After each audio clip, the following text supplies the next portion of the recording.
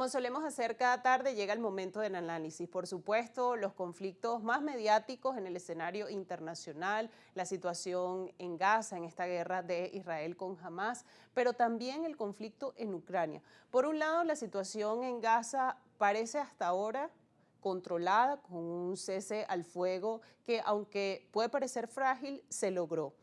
El otro asunto con respecto a la situación en la guerra en Ucrania no ha tenido la misma suerte. El presidente Donald Trump le ha costado llegar a una negociación para poner fin a este conflicto que por supuesto está o impacta directamente en Europa como región, y por eso vamos a analizar este tema con Javier Villamor. Él es periodista, analista internacional, conoce muy bien porque trabaja en Bruselas, conoce muy bien la actualidad europea y con él vamos a intentar entender. Javier, bienvenido, gracias por aceptar esta invitación. ¿Cómo está la actualidad en cuanto al conflicto ruso-ucraniano, que pareciera que es un conflicto que está estancado, donde hay mucho desgaste, donde Estados Unidos no ha logrado, en la figura del presidente Donald Trump, un cese al fuego y esta paz negociada con Vladimir Putin, ¿no? Entonces hay varios elementos aquí que analizar y sobre todo la posición de Europa en este conflicto que pareciera que cada vez está más implicada. Bueno, primero, gracias de nuevo por la invitación, un placer.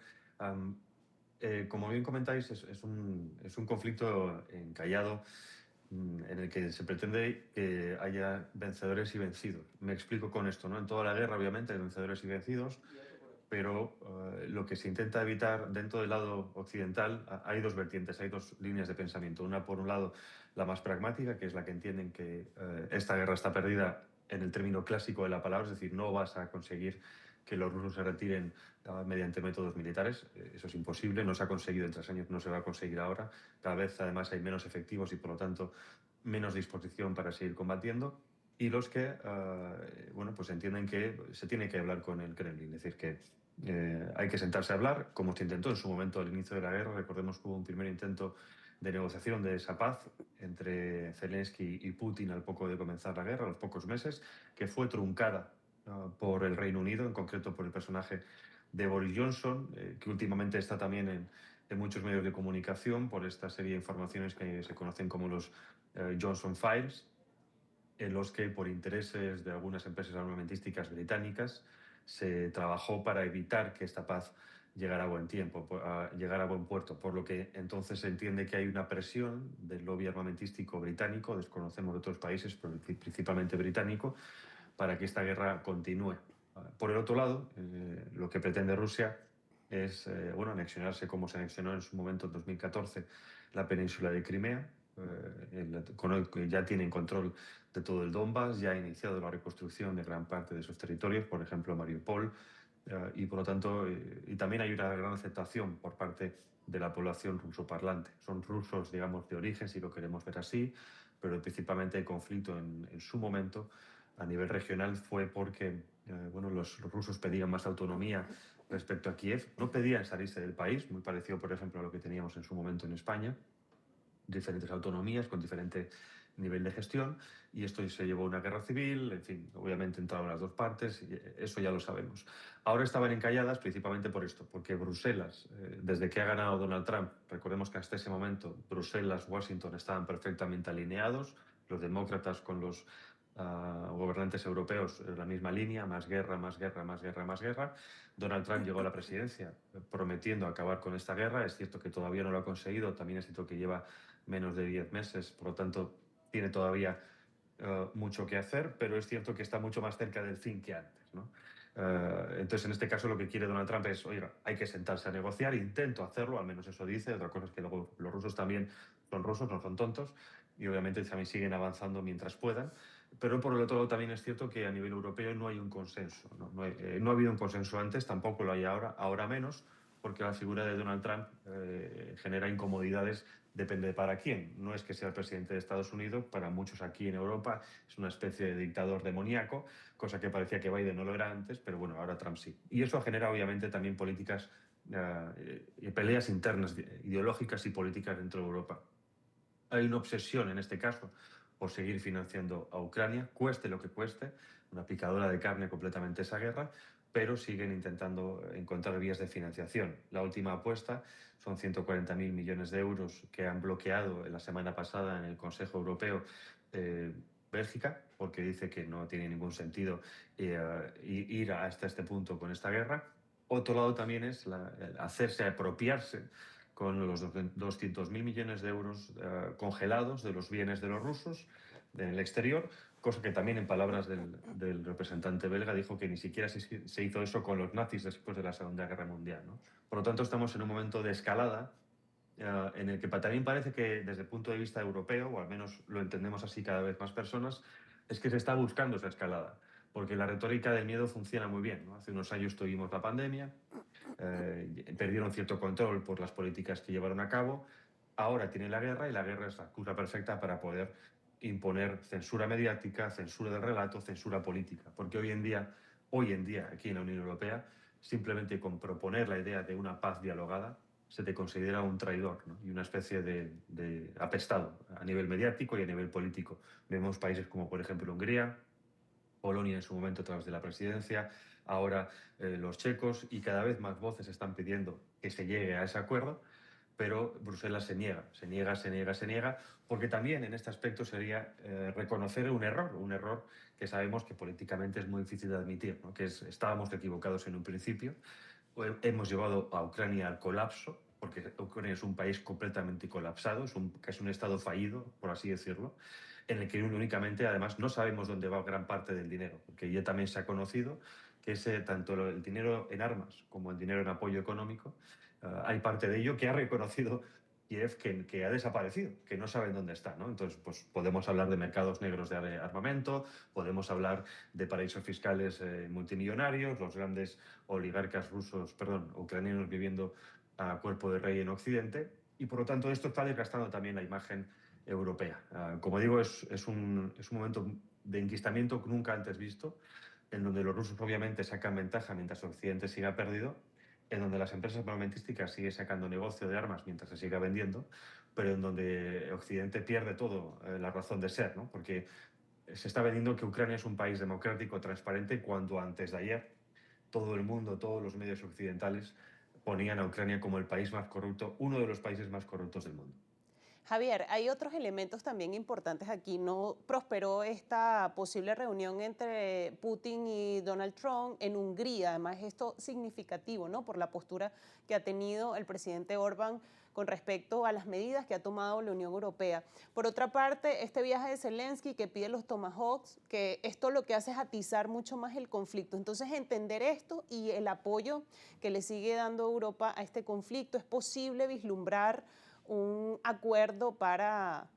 Aquí no vamos a adivinar porque es muy complicado hacerlo, pero es posible a pesar de cómo están servidas las cosas en este momento, porque además es un conflicto que cambia mucho y muy rápido, estas escaladas, a eso me refiero, es posible avisorar por lo menos un alto al fuego, que quizás Trump y Putin, que son los actores principales, porque aquí pareciera que Europa sí está como relegada, ¿no?, en esta negociación, es posible que se pueda llegar a un acuerdo, que se pueda bajar la intensidad del conflicto precisamente para evitar ese riesgo nuclear que representa este conflicto en la región, ¿no?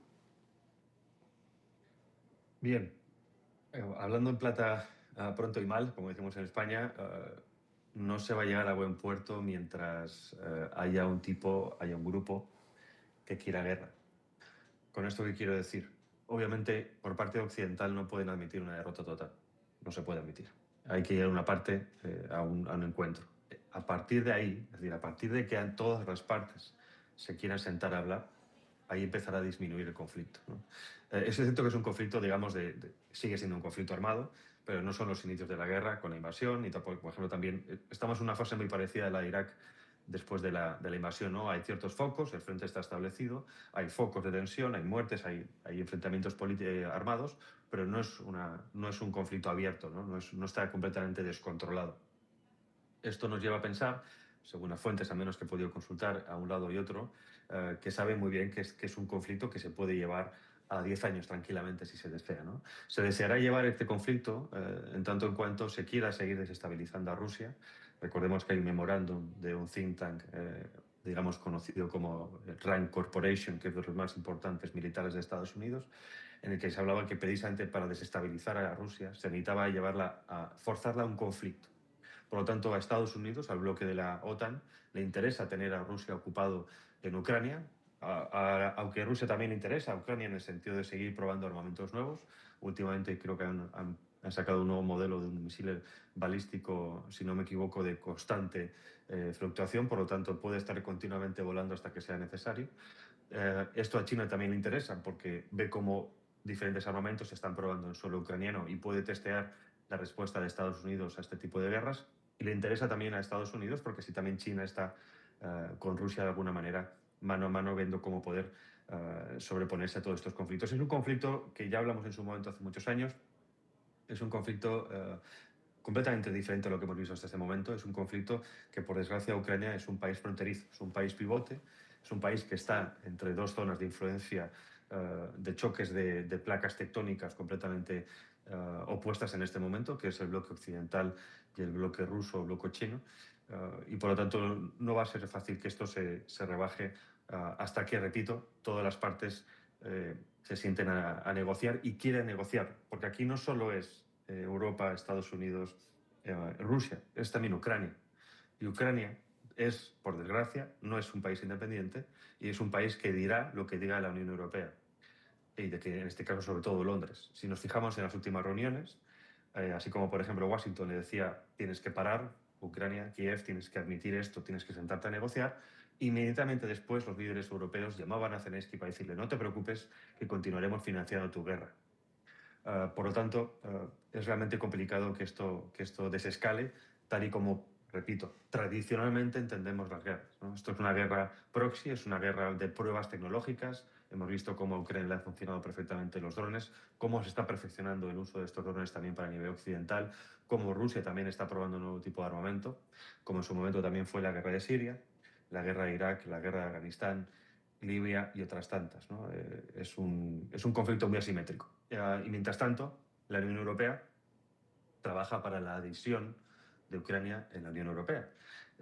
Hace 2 años, fuentes de la Comisión admitieron que incluso durante el inicio del conflicto ya se había iniciado al inicio del conflicto ya se había empezado a trabajar en la cohesión y en la adhesión de los territorios bajo control de Kiev.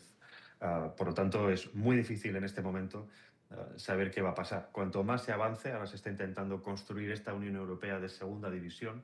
Hablan de que como no se puede cumplir con los plazos y con los propios reglamentos de la Unión Europea, lo que quieren hacer es intentar meterlo por la puerta de atrás con una especie de membresía de segunda clase, en la que puedes ser miembro de la Unión Europea, pero no tienes ni voz ni voto, ¿no? Entonces, bueno, como estamos viendo, Bruselas está trabajando, estudiando nuevas vías para poder sobrepasar el veto de países como Ucrania, presumiblemente República Checa, etcétera, etcétera, etcétera. Repito, ojalá pudiéramos decir que es un conflicto que va a desescalar muy pronto, pero me temo que esto se mantendrá en tanto en cuanto haya intereses no solo económicos, sino políticos de por medio. Javier, y además un conflicto con elementos geopolíticos muy claros, por supuesto Rusia defendiendo y preservando su espacio vital.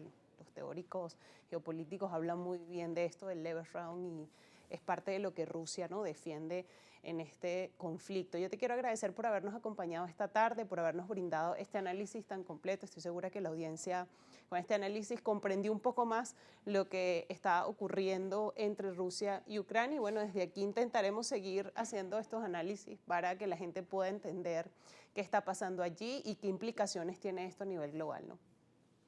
Seguita, sí, muchísimas gracias por la invitación. Un placer. Gracias a ti. Escuchaban a Javier Villamor, periodista y analista internacional, nos explicaba lo más reciente que ha dejado el conflicto entre Rusia y Ucrania, las perspectivas de que se pueda resolver el conflicto, que se pueda lograr un alto al fuego y una paz definitiva, y la naturaleza de este conflicto muy distinta, como él ya bien lo explicaba, a conflictos anteriores donde de alguna manera ahí concurren distintos elementos que hacen que este conflicto tenga una naturaleza particular.